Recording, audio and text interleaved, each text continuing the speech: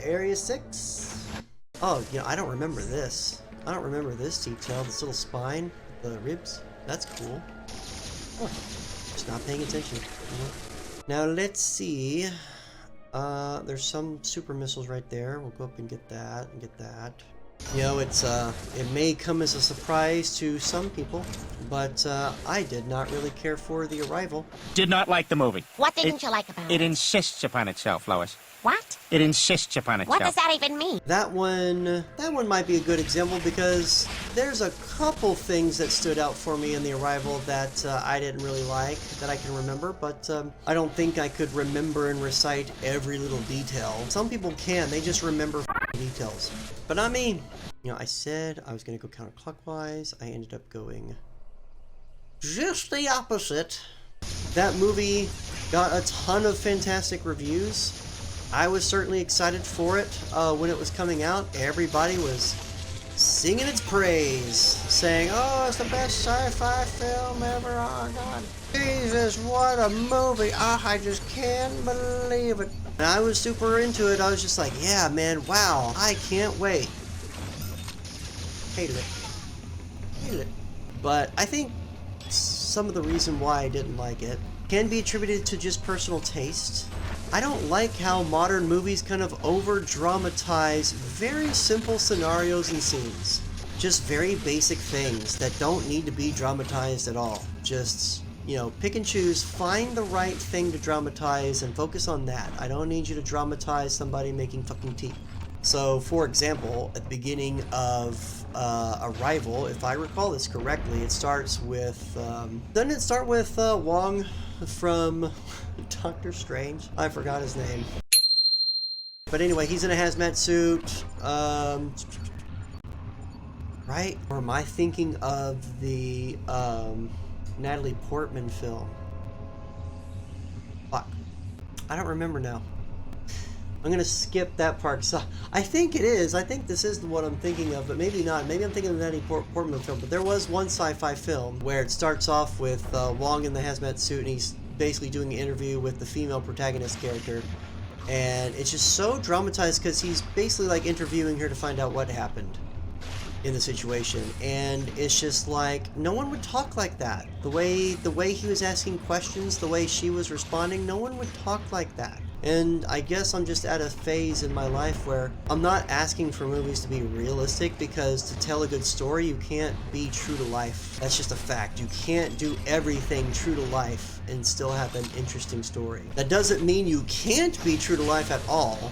And I feel like certain scenes like that one definitely could call for it, where you're just doing an interview. It's like, can you have a normal interview? Can you just fucking ask normal questions? And trust me, we'll get interested. The movie's only just begun. We're not going to start walking out because you didn't have fucking low lighting and you were just, you know, broodingly asking, "What happened, Jody? What happened? Tell me about the man. Let's go over it a third time. What happened out there?" A third time? What do you mean a third time? Just start for the first time. Start the script at the first time the interview happened. Let's do that. A lot of movies do that. Oh yeah, we'll just say she's already explained it because that makes sense, and then we'll just say it. But then you have to come up with some inane excuse why they're telling it again. Let's go over it again. Just tell it the first time, and tell it normally. God damn it. The lead protagonist, they introduce her, I guess, as some type of professor. She's an instructor of some type. Here we go where I'm saying I don't remember the specific details, but I remember, like, the general idea. She's some type of professor or instructor, right? Keep in mind, professors and instructors do not make a whole lot of money. When she goes home, she has this perfect $1 million home in, like, I don't know, I can't remember what state. I want to say it was California.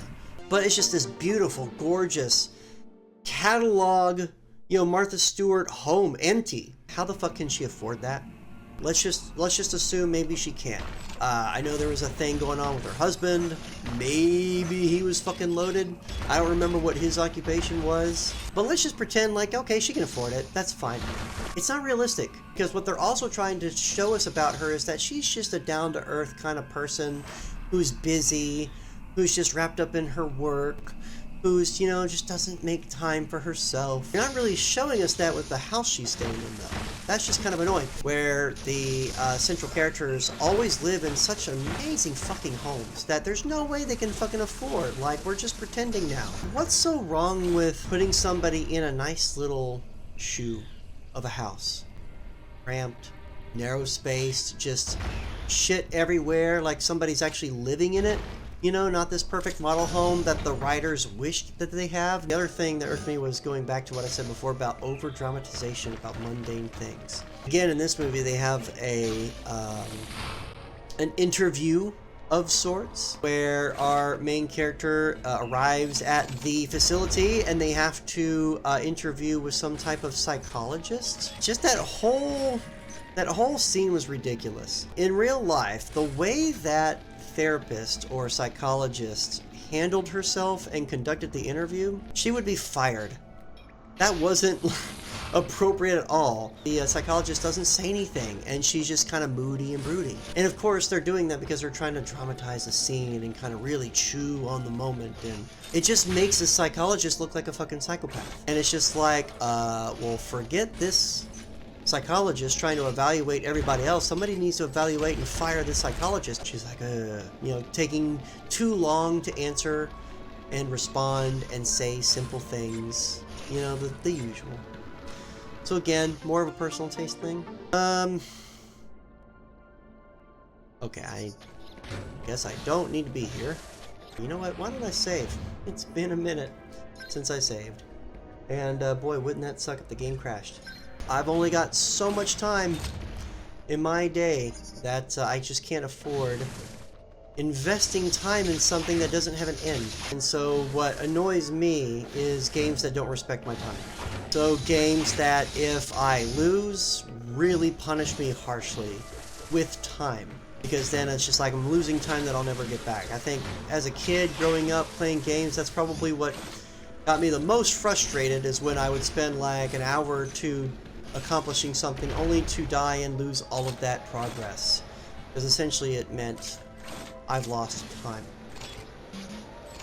Oh. Well, fuck you. How you like me now? I like now.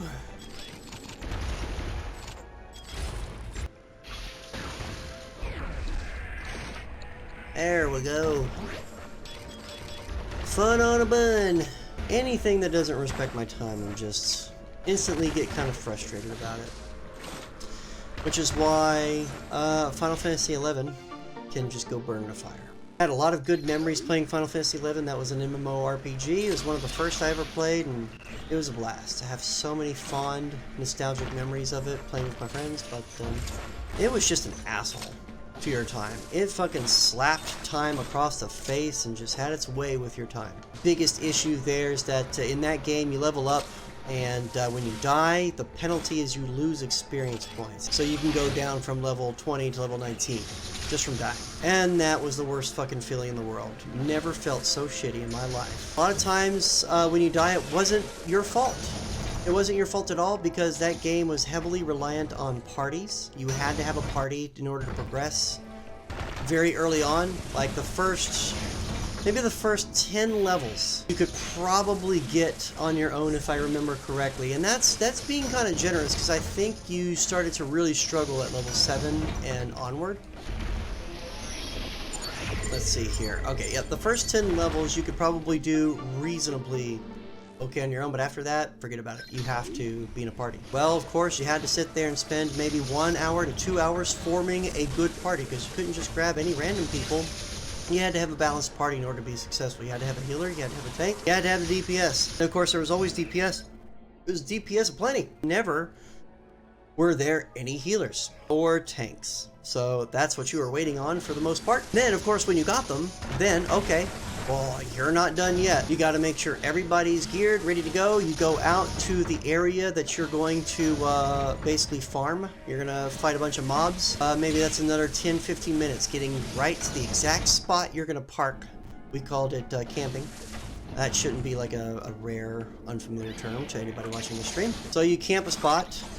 you pull a bunch of mobs and you start grinding. And then again, the site might be camped already. There might be a whole bunch of other parties and players already out there camping for mobs. And so if that's true, you just kind of have to roam around like you're in a shopping parking lot, a shopping mall parking lot, just to find a good parking spot. So you do that, finally, and then you finally pull monsters. Well, there's other people in the area pulling monsters, and there's only so many monsters in the area, so that's more time waiting for monsters to spawn and pulling another one, and then the monsters are not generous. They are not generous with EXP.